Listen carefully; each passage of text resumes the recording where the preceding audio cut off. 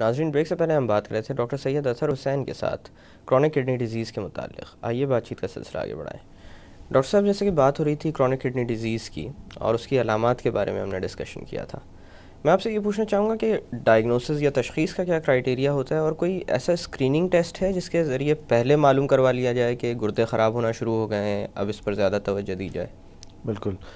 تو تشخیص کے لیے دو تین چیزیں امپورٹنٹ ہے. ایک تو یہ کہ وہ مریض جن کا رسک فیکٹرز جن میں زیادہ ہیں، یعنی ان میں چانس زیادہ ہے، جیسے بلڈ پریشر یا جیسے بلڈ پریشر ہے یا فیملی ہسٹری ہے یا ڈائبٹیز ہے یا ایسی دوائیں استعمال کرتے ہیں جو ہرٹ کر سکتی ہیں، نقصان پہنچا سکتی ہیں.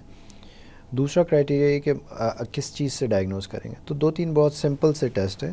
ایک تو یورین کے اندر، پیشاب کے اندر پروٹین کو دیکھنا ہے.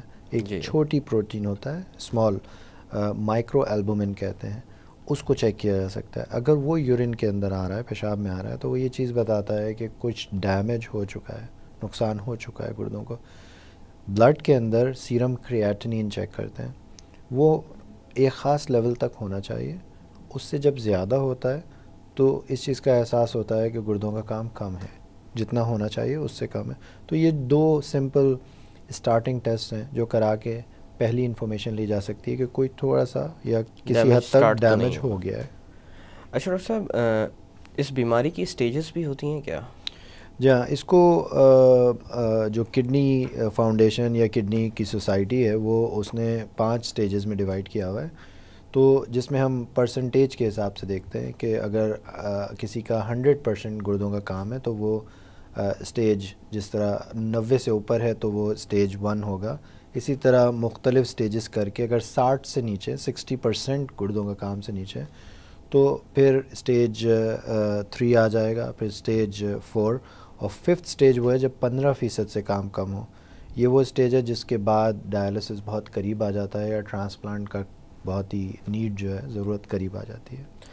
ڈاکٹر صاحب، سٹیج کی مناسبت سے کیا علاج کی نوعیت بھی تبدیل ہوتی رہتی ہے؟ جی ہاں، جس طرح سٹیج جب تک زیادہ ہے، یعنی کہ 60%، سٹیج 3 سے ابھی اوپر ہے، ابھی اس سے نیچے نہیں آیا، تو وہ عام طور پہ اپنے پرائمری کیئر فزیشین جو ہوتے ہیں وہ اپنی طور سے ان کو دیکھ سکتے ہیں پیشنٹس کو، اور بلڈ پریشر اور ان سب چیزوں کا کنٹرول رکھ سکتے ہیں. جیسے جیسے سٹیج 4 کی قریب آ جاتا ہے پیشنٹ تو ان کو نیفرولوجسٹ کے پاس، جو کڈنی کے اسپیشلسٹ ہیں، ان کے پاس بھیج دینا چاہیے، کیونکہ پھر اس وقت ان کو مزید جو کمپلیکیشنز ہیں گردوں کی بیماری کی، جو افیکٹ ہے مختلف جسم کے اعضاء پہ ان کے، اس کے حساب سے ٹریٹمنٹ چینج کرنی پڑتی ہے، اور اس ٹائم ان کو تیار بھی کرنا پڑتا ہے ڈائلسس کے لیے یا ٹرانسپلانٹ کے لیے. تو کافی ایجوکیشن ان کو پرووائڈ کرنی پڑتی ہے. اچھا ڈاکٹر صاحب، جیسے کہ آپ نے تذکرہ کیا تھا، اسکریننگ کے اندر 2 ٹیسٹ کیے جا سکتے ہیں. ایک مائکرو پروٹینز یا مائکرو البومن جو ہوتا ہے وہ دیکھا جا سکتا ہے، اور اسی طرح سے بلڈ میں کریٹینن وغیرہ کے لیولز دیکھ سکتے ہیں. خدا نہ خواستہ، کیونکہ ایک بہت بڑی پاپولیشن ہماری ایسی ہے جو ڈائبٹیز کی وجہ سے متاثر ہوئی ہوئی ہے، جو بلڈ پریشر کی وجہ سے متاثر ہوئی ہوئی ہے. اگر یہ بیماریاں سامنے آ چکی ہوں کسی بھی انسان میں، اس کو کتنے عرصے بعد متواتر اپنا چیک اپ کرواتے رہنا چاہیے یا اس طرح کی اسکریننگ کروانی چاہیے تاکہ یہ معلوم ہو جائے کہ ان بیماریوں کی بنا پر گردے متاثر تو نہیں ہونا شروع ہو گئے؟ اصل میں 2-3 چیزیں، بہت ہی امپورٹنٹ سوال ہے جو آپ نے کیا. 2-3 چیزیں جو امپورٹنٹ ہے، ایک تو کسی کو ڈائبٹیز یا ہائی بلڈ پریشر ہے تو اگر ان کا پروٹین نیگیٹو ہے تو سال میں 1 دفعہ ضرور دوبارہ چیک کریں، یعنی ہر سال 1 دفعہ. اور اگر پازیٹیو ہے تو ڈپینڈ کرتا ہے کہ کتنا پروٹین آ رہا ہے، اس کے حساب سے 3 سے 6 مہینے بعد چیک کرنا ضرورت پڑ سکتی ہے، کرنے کی ضرورت. لیکن ایک چیز امپورٹنٹ جو ہے نا وہ یہ ہے کہ ہم نے اپنی جنرل پاپولیشن میں جو سرچ کی تھی اس کے حساب سے ہم نے یہ دیکھا تھا کہ اویئرنیس لوگوں کی گردوں کے مرض کے بارے میں صرف 2-3% تھی، لیکن تقریباً 25% لوگوں کو گردوں کا مرض تھا ہم نے جب ٹیسٹ کیا، جن کو انفارمیشن نہیں تھی اس چیز کی. تو یہ چیز اتنی کامن ہے لیکن لوگوں کو پتہ نہیں ہے. تو یہ ٹیسٹ کرانے کی فریکوینسی اور یہ سب چیزیں بہت امپورٹنٹ، خاص طور پہ جو بھی شخص 40 سال یا اس سے بڑا ہے، زیادہ عمر کا ہے، کیونکہ جب یہ ہائی بلڈ پریشر اور یہ سب چیزیں سامنے آنے لگتی ہیں. بلکہ بلڈ پریشر کے بارے میں تو یہ بھی کہا جاتا ہے کہ جتنے پیشنٹس ہمارے سامنے ہیں اس سے شاید ڈبل فگرز وہ ہیں جن کو معلوم ہی نہیں ہوتا کہ ان کو بلڈ پریشر. اور یہ ورلڈ وائڈ ٹرو ہے، یہ بات صحیح ہے. اچھا ڈاکٹر صاحب، میں آپ سے یہ جاننا چاہوں گا کہ آپ کے پاس مریض آتے ہوں گے علاج کی خاطر. ہمیشہ جو چیز عموماً میں نے دیکھی ہے وہ یہ ہے کہ مریض بھی اپنی جگہ پر سیٹسفائیڈ نہیں ہوتا، ڈاکٹر بھی اپنی طرف سے سیٹسفائیڈ نہیں ہوتا، پیشنٹ کمپلائنس کی بات آتی ہے تو شاید کوئی کمیونیکیشن گیپ ہو رہا ہوتا ہے. تو دوران علاج کس طرح کی مشکلات آپ کو درپیش آتی ہیں، یا کون سی ایسی باتیں سمجھانا مشکل ہو جاتی ہیں جو مریض جن پر عمل نہیں کر رہے ہوتے ہیں؟ دراصل دو تین چیزیں میں سمجھتا ہوں کہ تمام مسٹیک فالٹ جو ہے مریض کی نہیں ہے. ہمیں ایز اے ڈاکٹر جو ہے ہمیں بھی تھوڑا سا ایکسٹرا ٹائم ان کو اسپینڈ کرنا چاہیے، ان کو سمجھانا چاہیے کہ ان کی بیماری ہے کیا، اور کیا چیزیں ایسی ہیں جس سے ان کو نقصان ہو سکتا ہے، اور کیوں ان کے لیے ضروری ہے کہ وہ دوائی لیتے رہیں، اور نہ لیں تو کیا نقصان ہوگا. جی. ہم میرے خیال میں اگر اتنا ٹائم ہم مریض کے ساتھ تھوڑا کاؤنسلنگ میں اس کو دیتے ہیں تو مریض سمجھدار ہے، سمجھ جاتے ہیں.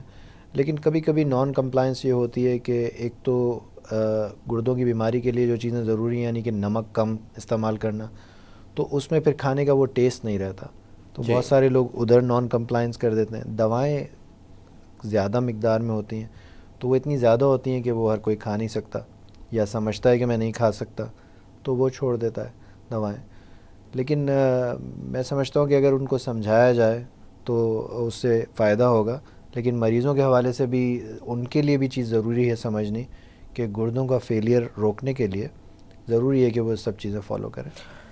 اچھا ڈاکٹر صاحب، آرٹیفیشیل کڈنی کا ورڈ جو یوز کیا جاتا ہے ڈائلسس کے لیے، یہ ایک ایسا عمل تھا جس کے ہونے سے پہلے بہت سارے مریض زندہ ہی نہیں رہ پاتے تھے. میرے خیال سے اس کے بعد لوگوں کی لائف ایکسپیکٹیشنز بڑھ گئیں اور ان کی جو زندگی کی کو اس کو طویل کر دیا گیا. اسی مناسبت سے میں آپ سے یہ جاننا چاہوں گا کہ ڈائلسس کے بارے میں اکثر لوگوں میں یہ خیال پایا جاتا ہے کہ ایک دفعہ ڈائلسس پہ چلے گئے تو پھر واپسی کبھی ممکن نہیں ہو سکے گی. واقعی ایسا ہے؟ دیکھیں، ایک ہوتا ہے ایکیوٹ کڈنی انجری، جو ایکیوٹ ڈیمیج ہے، یعنی فوراً سے جو ایک ڈیمیج ہو گیا، پہلے سب کچھ صحیح تھا اور ابھی ڈیمیج ہوا. ان مریضوں کو بھی کبھی کبھی ڈائلسس کی ضرورت پڑتی ہے. یہ وہ مریض ہیں جو اگلے 3 سے 4 مہینے کے اندر ان کے چانس بہتر ہونے کے بہت زیادہ ہوتے ہیں، تو اکثر ہم نے دیکھا ہے کہ یہ بہتر ہو جاتے ہیں زیادہ تر. جو کرونک کڈنی ڈیزیز والے پیشنٹ ہیں جن کا آہستہ آہستہ ڈیمیج ہوتا جا رہا ہے اور اس پوائنٹ تک آ گیا ہے کہ جہاں ڈائلسس کی یا ٹرانسپلانٹ کی ضرورت ہے، ایسے مریضوں کو جب ڈائلسس پہ سٹارٹ کیا جاتا ہے تو آپ یہ سمجھیں کہ زیادہ تر مریض پہ ڈائلسس پہ ہی رہتے ہیں. ٹھیک ہے، لیکن ڈائلسس کا مطلب یہ نہیں ہے آج کل کے زمانے میں کہ بس اب زندگی ختم ہو گئی. یہ ہمارے اپنے ذہن میں ہونا چاہیے کہ اگر ہم اپنی نارمل لائف برقرار رکھیں، یعنی کہ کام پہ جانا آنا کنٹینیو رکھیں، یا جو بھی ہماری نارمل لائف ہے جس طریقے سے بھی، اور ڈائلسس کے اسکیجول پہ ضرور جائیں جو ڈائلسس کروانے والا ہے.